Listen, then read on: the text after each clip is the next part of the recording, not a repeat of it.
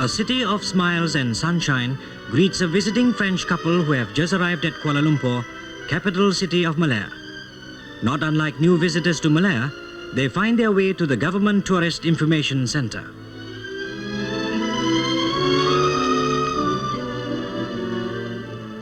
For Mr. and Mrs. Jean Dupont, who have travelled extensively in the West, this is their first trip to the East, and the first time they will tour Malaya. Oriental magic awaits them. Kuala Lumpur is the capital of the Federation of Malaya. Situated in Middle Malaya, as you can see on this map, Kuala Lumpur is the hub of all air, road and railways. The clock tower of the Secretariat is the symbol of our vigorous city. The railway station and its administrative building are built in the enduring Moorish style. Malaya is a land of contrasts. Facing familiar monuments, you will see new commercial and residential blocks, the outward appearance of the spirit of growth of Malayan cosmopolitan life.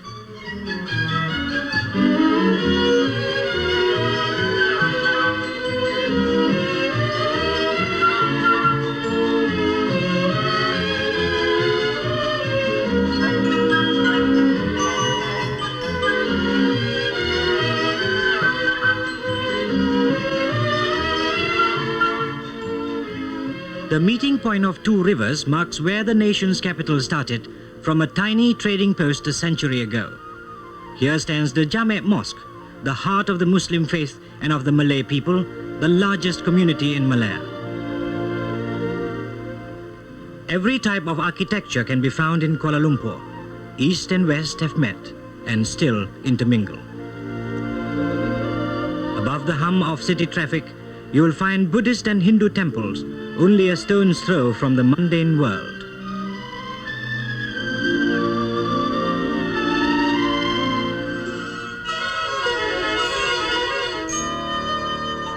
The main market is the biggest and busiest in Malaya.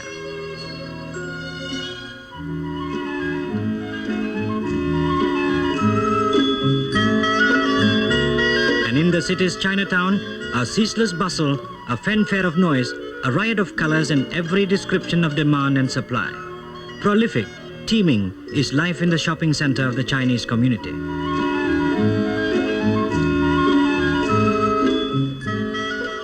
Most visitors to Kuala Lumpur have been intrigued by the little activities in the modern metropolis. Durians are a Malayan favorite. They are not so popular with Westerners.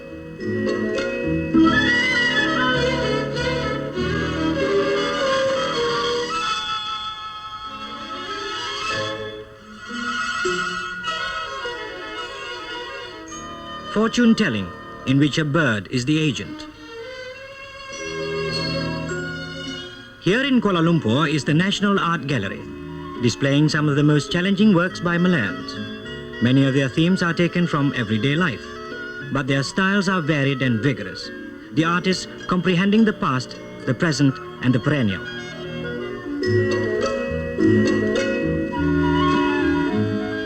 A little way from the city is the country's cultural center, located in a quiet and lovely valley. The Malayan University is young, bold and expanding. Its buildings are new and ultra-modern, and its staff and students devoted and energetic. Young Malayans come to seek knowledge and truth, ever mindful of the needs and aspirations of their progressive nation. And of course, anyone can relax in the beauty and serenity of the city's lake gardens. At one time, there was only a couple of squatter farms. Then men made the lake, laid out the gardens, and turned the valley into a fine park.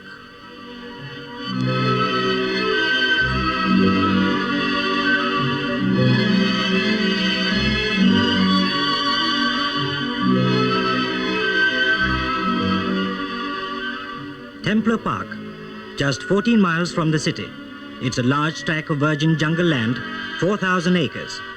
Here the water is clear and the air invigorating.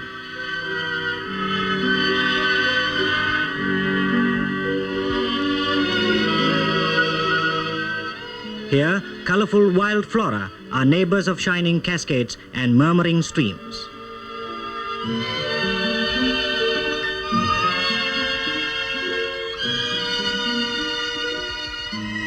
Klang Gates, 9 miles from the city, is worth a visit.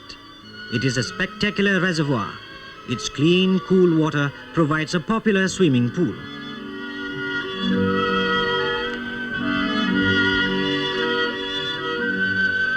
Up a flight of 272 man-made steps to nature's wonderland, the fabulous Batu Caves of Kuala Lumpur. This natural cathedral is the shrine of Hindu devotees. The ceiling vaults 400 feet high, spiked with stalactites.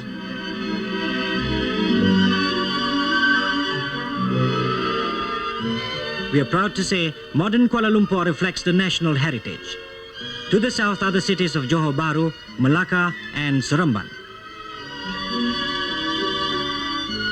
At the southern tip of the Malay Peninsula lies Johor, one of the largest, richest and oldest of the Malayan states. Johor Baharu is the capital. The rail and road causeway is the link for Johor with the island city of Singapore. Southern gateway to Malaya, Johor Baharu is a flourishing trade center. Its landmark is the massive government building. Built like a Mughal bastion in the ancient land, it dominates the island of Singapore and the seas around.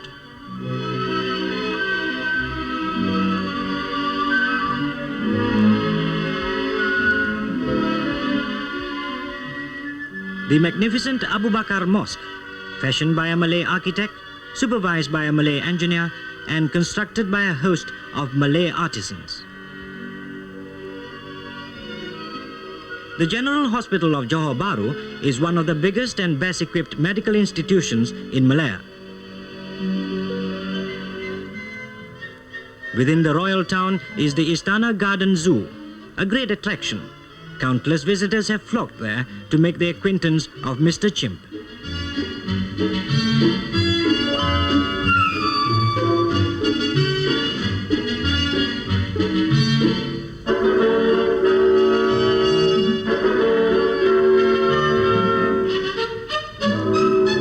The zoo was started in 1927 by the late Sultan Ibrahim, a keen big game hunter in his youth. With lions from abroad, there are tigers, leopards, panthers and wildcats brought from the Malayan wilderness. The animals feature regularly at annual fairs in the country.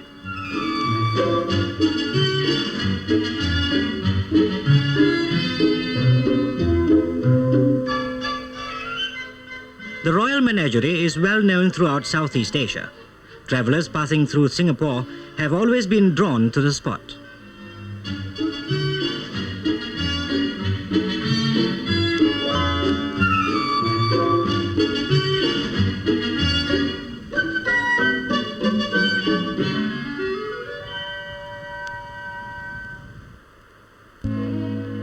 Malacca is another of our famous cities. Porta di Santiago, old gateway to a blazing past, to a great Malay Sultanate, and to an eventful colony of Portuguese, Dutch and British successively. Here the Portuguese had raised in 1511 their mightiest fortress in the Orient, the Formosa, its huge granite walls shielding a castle, 2 palaces and 5 churches.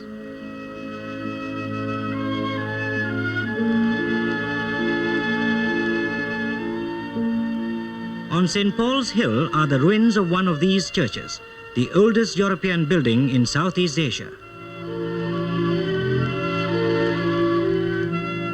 St. Francis Xavier was interred here more than 400 years ago. A marble statue of the apostle looks at the city below. And below is Christ Church, a masterpiece of Dutch architecture in the 18th century.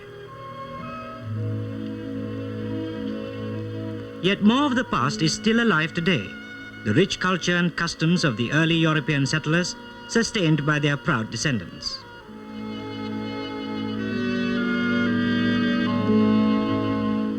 Their festivals revive all the old pageantry and piety.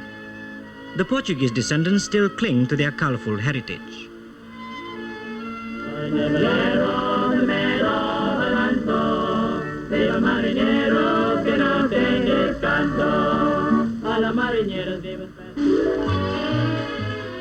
The state of Negri Sembilan was founded by enterprising immigrants from Sumatra in the 16th century. Negri has a distinctive character. Its customs are unique in the country. Seremban, the state capital, owed its origin to tin, but now rubber is its mainstay.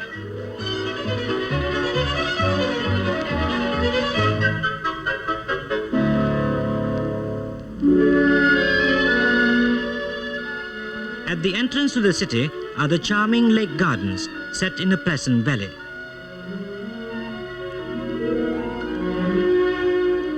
Close by is probably one of the most unusual museums in the world, for it had been an ancient palace built by the ruler for his daughter as a wedding present.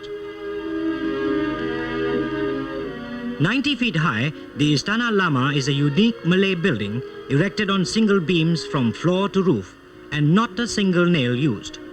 A remarkable example of traditional Minangkabau architecture, the carved panels revealing some of the finest Malay wood carving in Malaya. Near the mouth of the Linggi River is an antique shrine, the tomb of Sheikh Ahmad Majnun, a religious teacher who was killed in a rebellion near the site in 1467. A sandstone pillar with Arabic and Jawi inscriptions commemorates his death.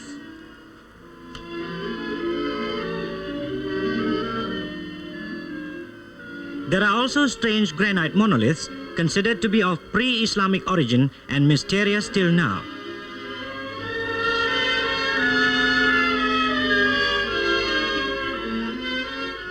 In the suburbs, the Minangkabau architecture prevails.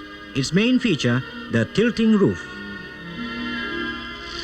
Mainly agricultural, Negri is drained by several rivers. The simple water wheel still works alongside modern methods. Rice planting is the main occupation in the countryside. After the harvest, the villagers celebrate, making music known as the tumbok klang by pounding wooden instruments on fresh paddy.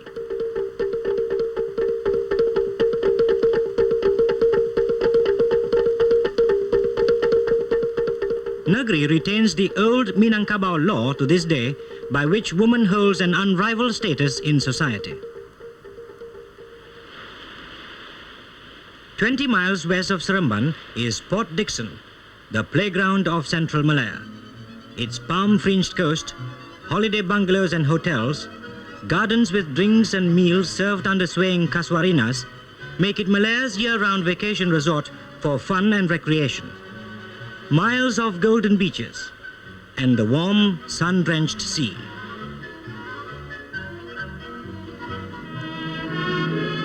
Each city in Malaya is a facet of the land of contrasts. To the north of Kuala Lumpur are Perak and Penang.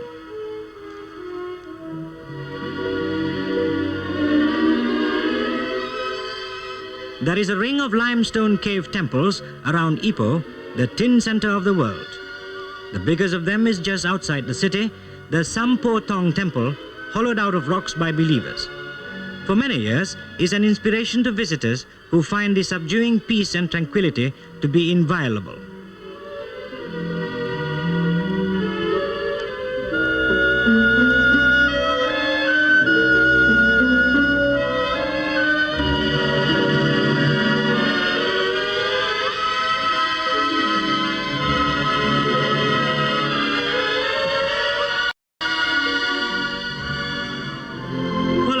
Is the royal capital of Perak. The splendid Istana Iskandaria is the seat of the Sultan. 3 rulers have lived here. A modern building, but it has distinct oriental features, domes shaped like onions and slim turrets. There is a soft air of romance around this palace, high on a hill on the banks of the Perak River. Near the palace is the Ubudia Mosque, designed in magnificent Moorish manner.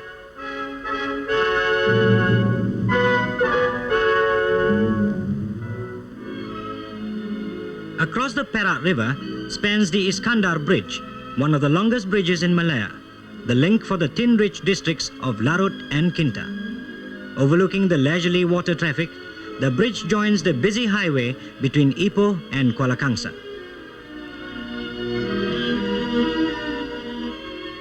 is called the Silver State.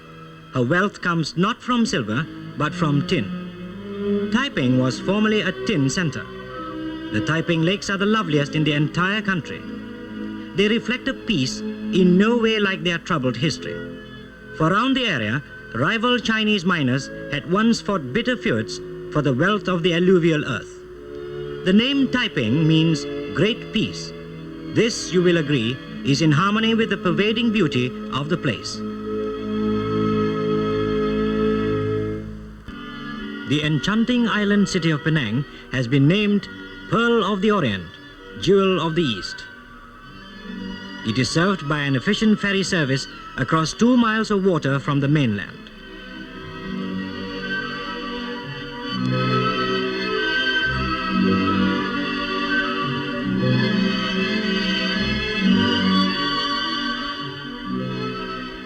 Once Britain's oldest settlement in the Far East, Penang was ceded to Malaya in the independence year of 1957. Today it is still a free port, Malaya's chief port, where ships of many nations bring their cargoes and their passengers. Penang was founded in 1786. The Georgian period has left its imprint on the city, giving its name Georgetown and influencing its architecture. The islanders like to think they have the only station in the world without a train. The trains come no further than the mainland opposite. On top of the railway building is its stately clock tower, lofty symbol of the fascinating island. The devotion of the Chinese Buddhists has created the Temple of Supreme Bliss, the largest temple and monastery in Malaya, its air imbued with years of incense and piety. Beside it towers the majestic pagoda of the 10,000 Buddhas. Sacred Buddha images are gathered from many surrounding lands. There are also 2 of the most formidable gods believed to be protectors of mankind against evil.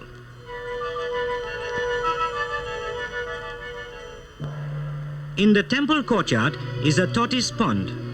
Tortoises symbolize longevity. Feed them well, and you too may enjoy long life.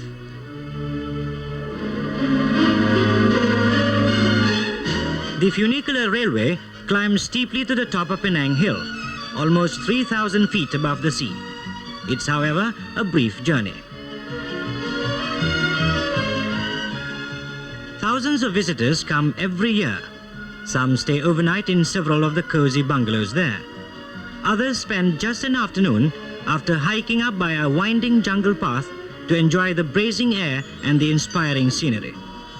All have been charmed by the panoramic views from thick woodlands to the shining city below, across the sparkling sea to the majestic mountain ranges on the mainland.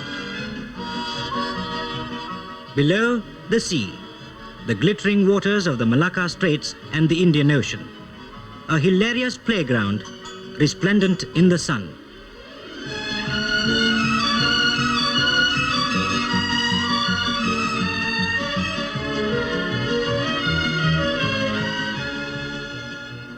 The coast of Penang are most picturesque. Many miles of curving capes and burnished beaches. Penang is a Malayan island paradise.